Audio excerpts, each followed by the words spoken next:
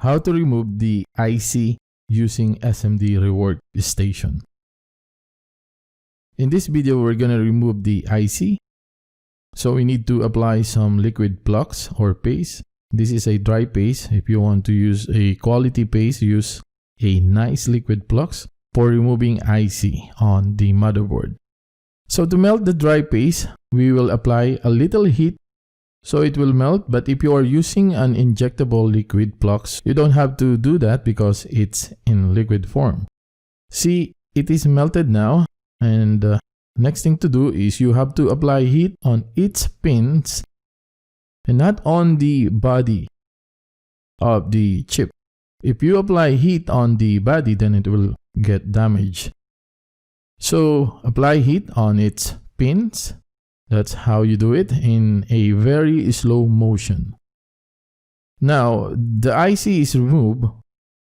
So to put it back again, the way it's supposed to be, you have to apply heat once again.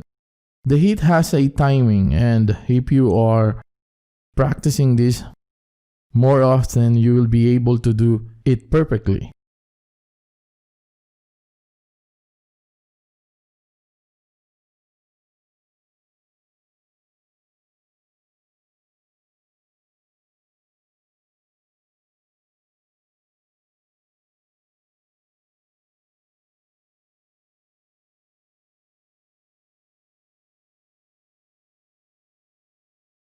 If carbon is accumulated on the tip of the soldering iron, then clean the tip of it with the help of a little file tool, or otherwise you can use a soldering cleaning tip. Alright, so the track should be fully clean. If it's not clean, then you will face a problem.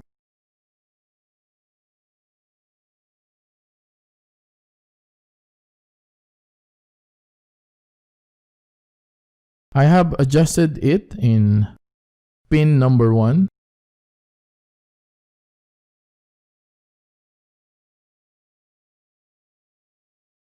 After setting it in a proper place, I will apply heat on the track.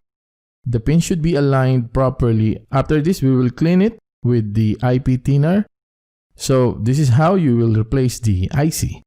Now wait till it is cooled down.